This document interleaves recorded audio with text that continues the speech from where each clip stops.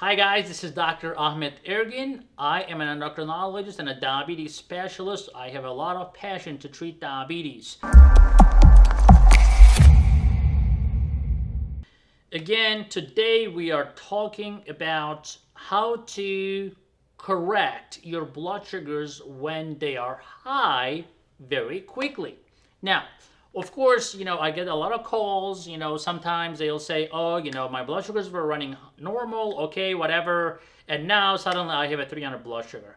Now, most of the time, it is due to a mistake. You may have forgotten your medication, or you may have eaten something that actually has a lot of carbs that you don't realize, or you just decide to indulge, whatever. That's okay. You're a human being, but it happens. Or sometimes they put you on steroids, whatever it may be.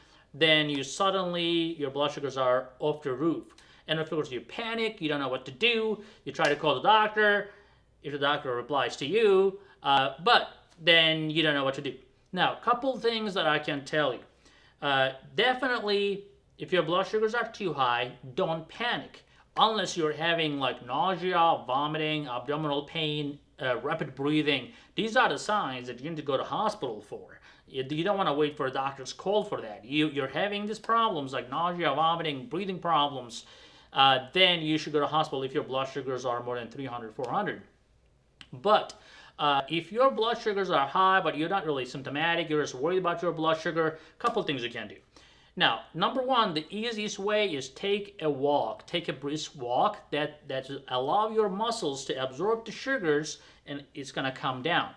If you go take a sprint, that can actually increase your blood sugars because of the adrenaline response. So you don't want to do an intense exercise. Like you don't want to go crazy and go on the treadmill and start running 10 miles an hour. You don't want to do that. You want to get on the treadmill and just go like maybe 4 or 5 miles an hour for like 30 minutes, and then you're going to realize that your blood sugars are coming down nicely. Now, if you cannot do that, or if you're not in a situation to do that, let's say you're in a friend's house or something that you don't want to leave just to take a walk or whatever, well, in that case, if you have a fast-acting insulin such as Novolog or Humalog or Apidra, and if you have a sliding scale, definitely go for it. If your doctor has given you a sliding scale that says if your blood sugar is that high, take that much insulin, then apply that. And of course, monitoring your blood sugar a little bit more often. Say you take an extra shot of insulin to bring the blood sugar down, then you should check it again in 2 to 3 hours to make sure it's coming down. If it keeps rising and you're giving insulin, that means that you have a problem and you really need to talk to your doctor at that point, or if you're getting symptoms. Sometimes checking your ketones, and if you have like moderate to large ketones in your urine, that's another bad sign that you may be too late to correct yourself.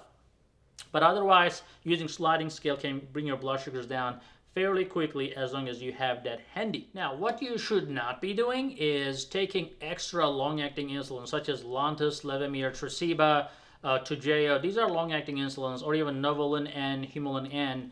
Some people will say, oh, I'll just take more long-acting insulin, but think like this. Long-acting insulins are like 18-wheeler trucks. It's like trying to say, oh, well, I have to go from, say, Florida to California, and I'll go get an 18-wheeler.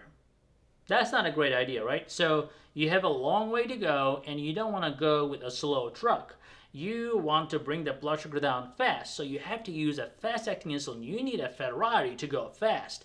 So, in this case, you need to use fast-acting insulin such as Novolog, Humalog. Otherwise, those long-acting insulins will bring your blood sugar down, but it's going to take forever. When I say forever, it's like it's going to take 8 to 10 hours. And then those long-acting insulins do not really stop working after 8 or 10 hours. They actually last 24 or more hours. Then you are actually risking yourself to go low later down the road. So do not do that. And also, if your blood sugars are high, sometimes people use glipizide, glyburide, glimepiride, glycoside, whatever.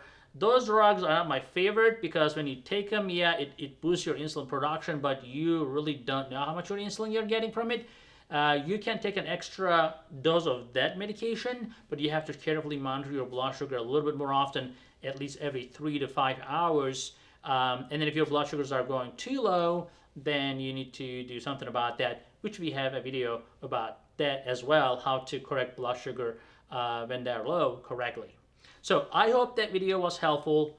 Please subscribe, please give a thumbs up, and we'll see you in the next video.